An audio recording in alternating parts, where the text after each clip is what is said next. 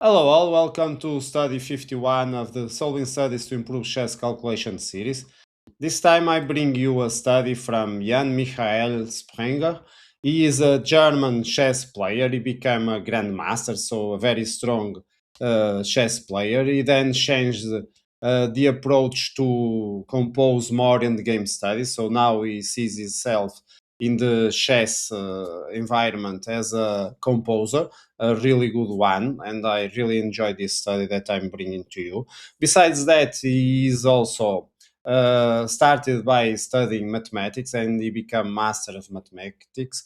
Then he studied philosophy and got a philosophy doctor degree. So he's very multifaceted in the skills. Now he's working as a professor of logic and philosophy of science at the University of Turin in Italy. So he lives the very interesting life.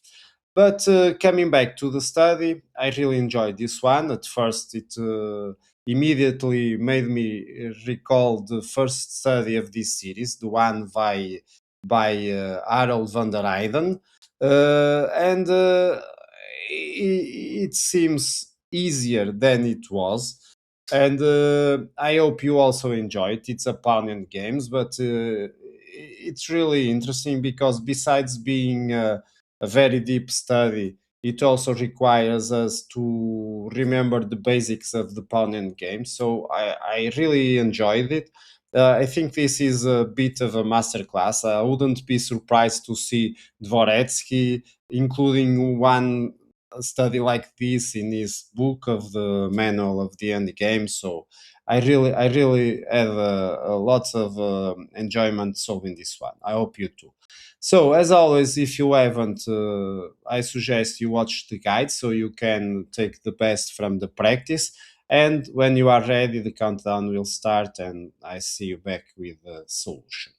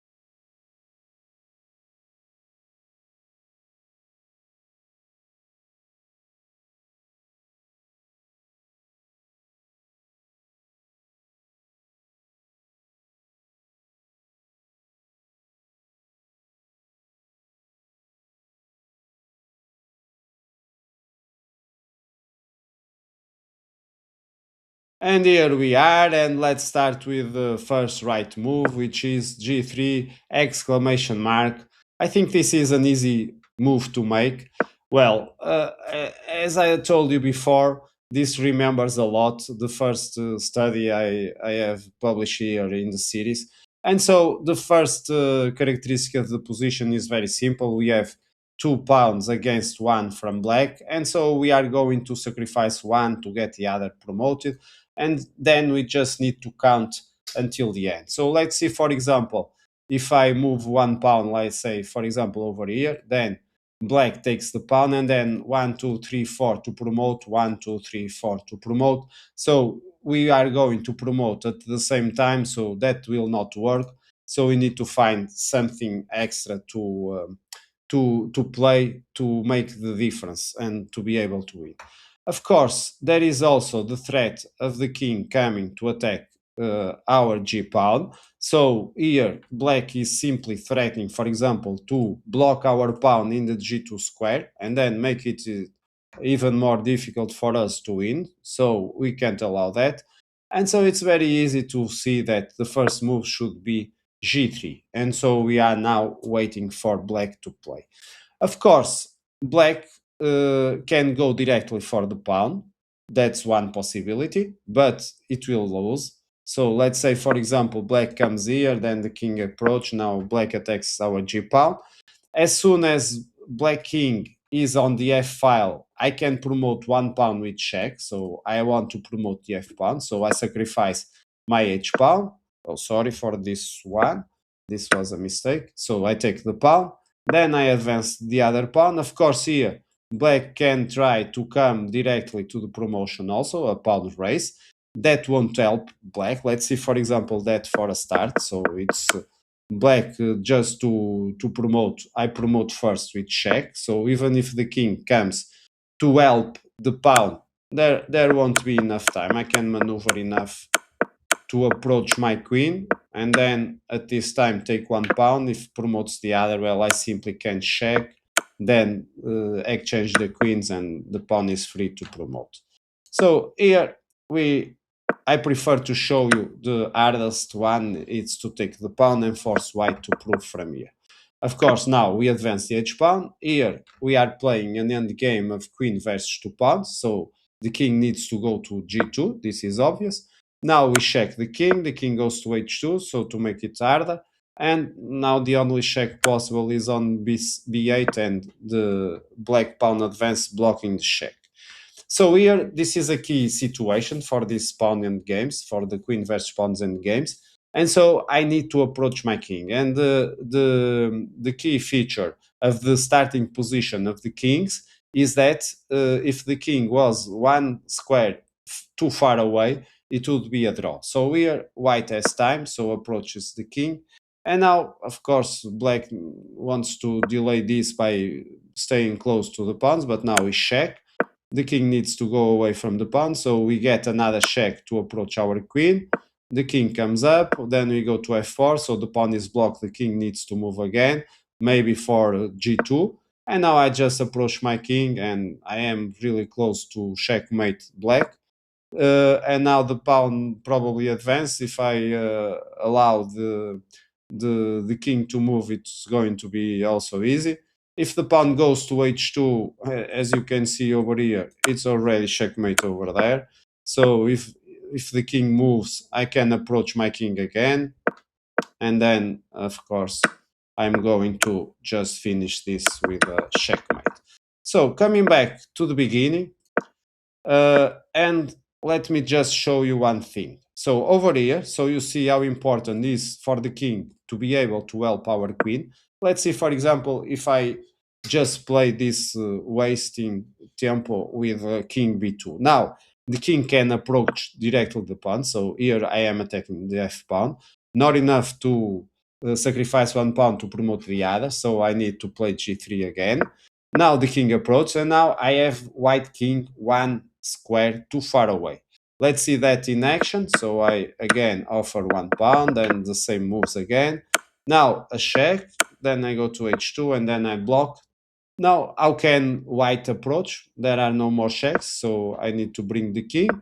The king goes and stays just playing enough moves, but black can't reach a position where it can force, as you can see. Let's say, for example, here the king approaches.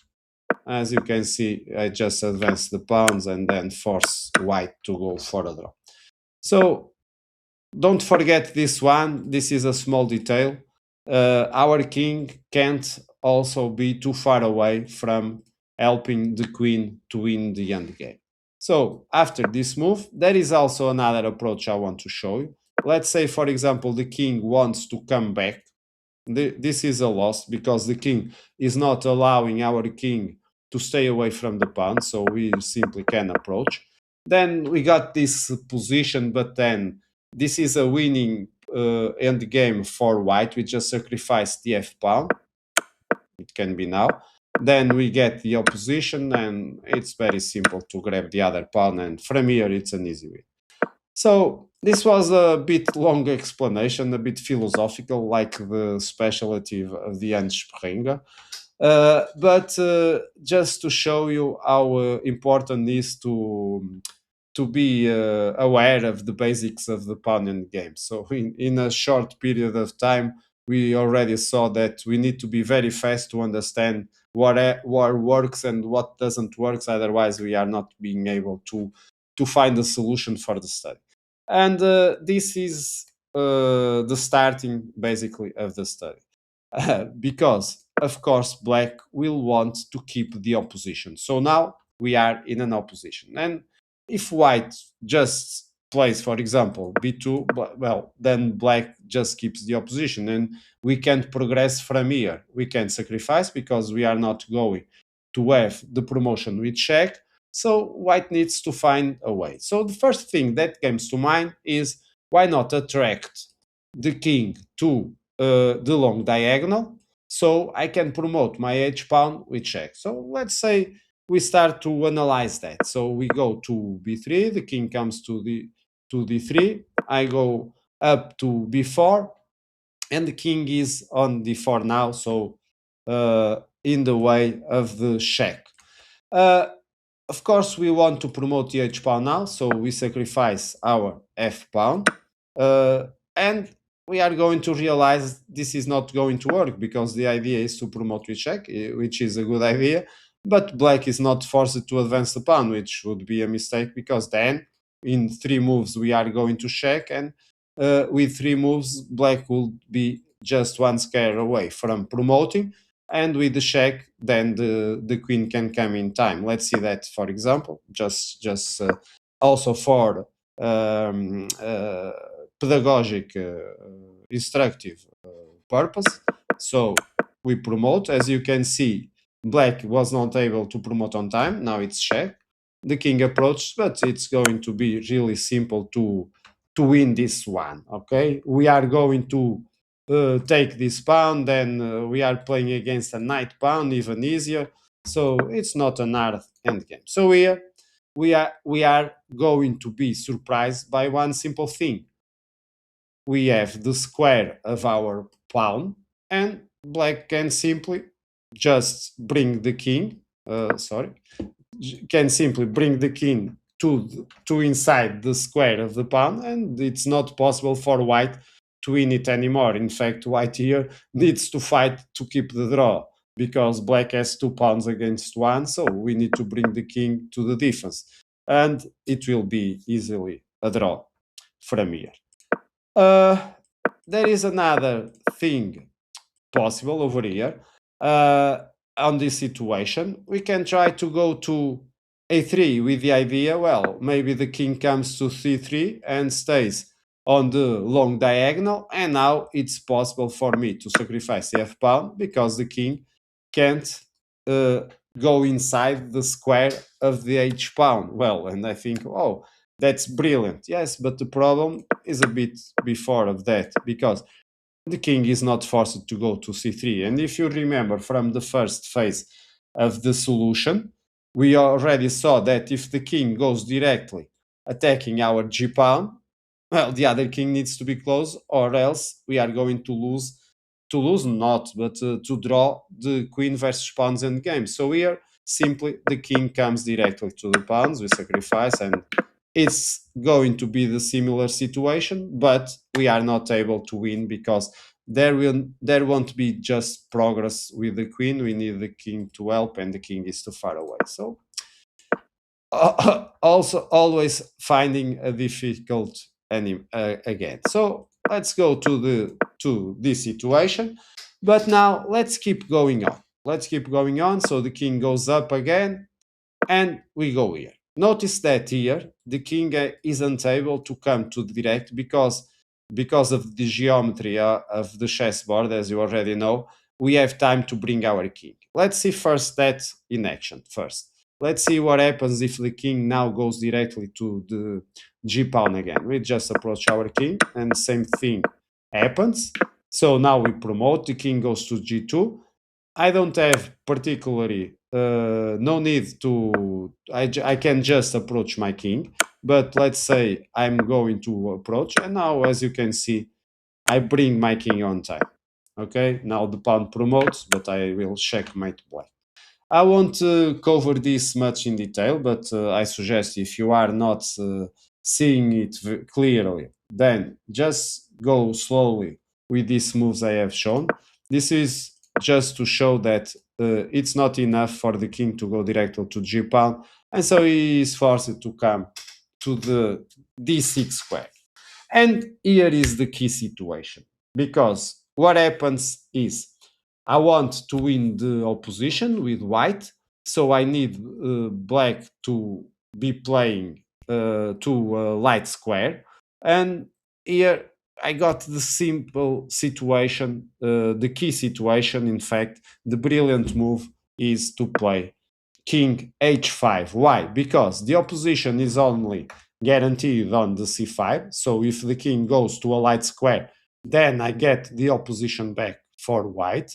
And the king can't go directly to the g pawn because unfortunately for it, it's not possible to go to a square that is on check by the f pawn.